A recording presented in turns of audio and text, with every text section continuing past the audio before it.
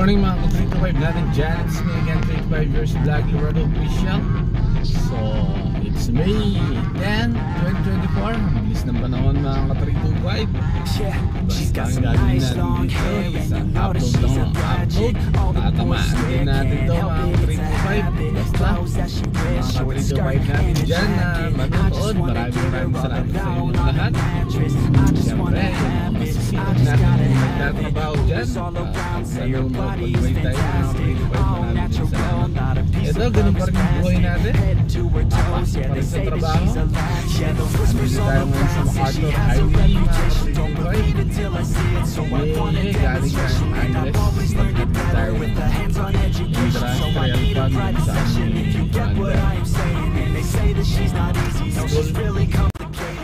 Ayan pala yun mga ka-325.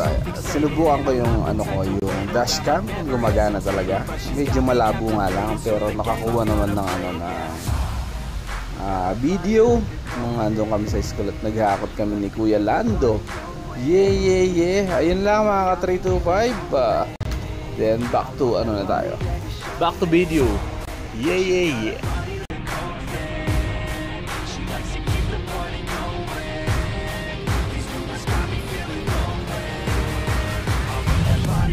So, ganun pa rin. Basta, mga 325 laging maganda. Dapat sa araw-araw, maaga pa lang gumising.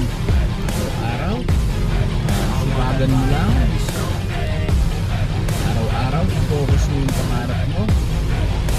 Minsan na nakaka-stress, minsan nakakapagod, pero laging isipin isa.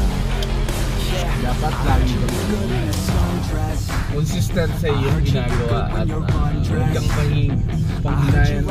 panghinaan ng loob. Basta lilipas din yung araw.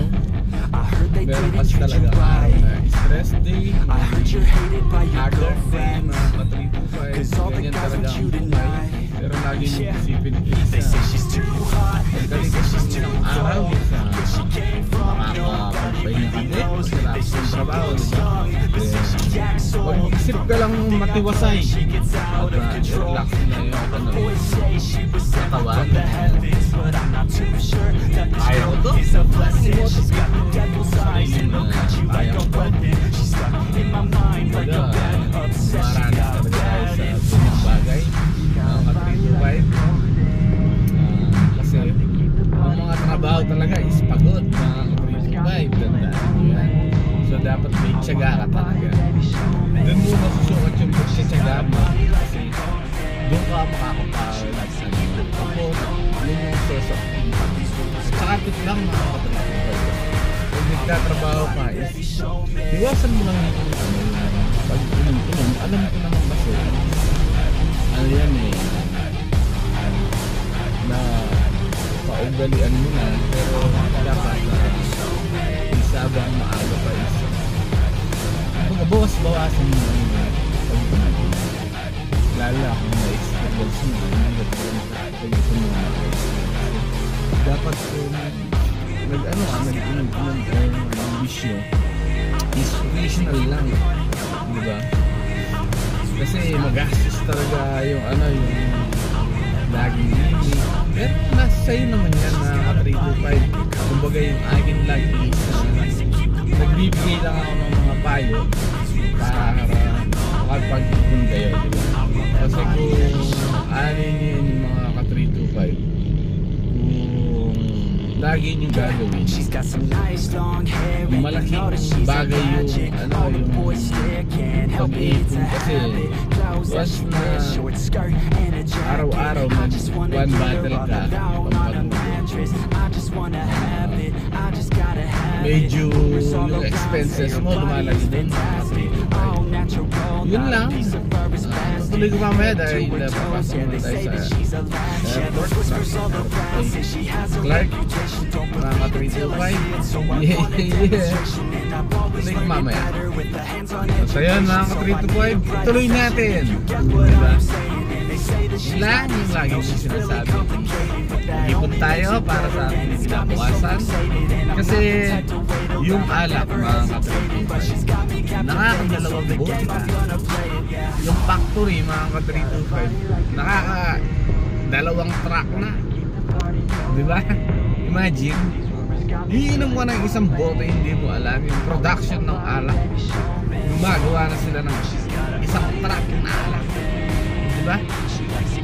Ganun lang yun. Kung dapat i-control lang natin na. Pero yung decision at the same time nasa inyo pa rin. Kumbaga nagbibigay ako ng tip dito na mga ka-325, nasa inyo kung may absorb nyo yun. Pero sa totoo lang, makakapagpunta talaga kung medyo iiwasan namin pag-inom or pag-gimmick. Diba mga ka-325? Siguro maganda yung pag-gimmick is madalang na. So sige mamaya na ulit mga 325, nandito tayo sa stoplight.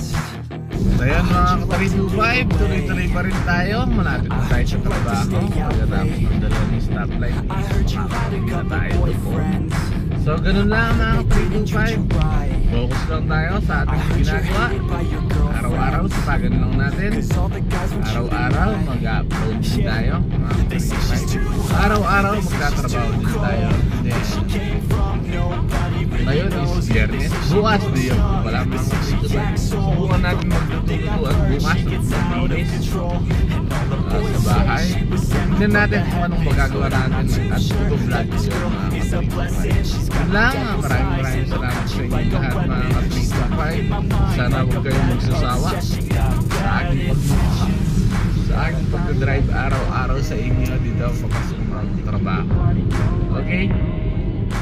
Yun lang, sabi nga lahat ng pangarap natin mga ka-325 is tatamaan din natin, pero dapat lagi naman siya, diba? At sipag yan. Dahil lahat ng pangarap natin is hindi tayo makakuha sa isang minuto, sa isang oras, sa isang araw, sa isang buwan, sa isang taon. 3 to 5 years from now, dapat meron tayong mga resulta sa lahat ng ating mga ginagawa. Yun lang mga 325, kung nasa naman po kayong lugar ngayon, mag-ingat po ang lahat. Bye-bye.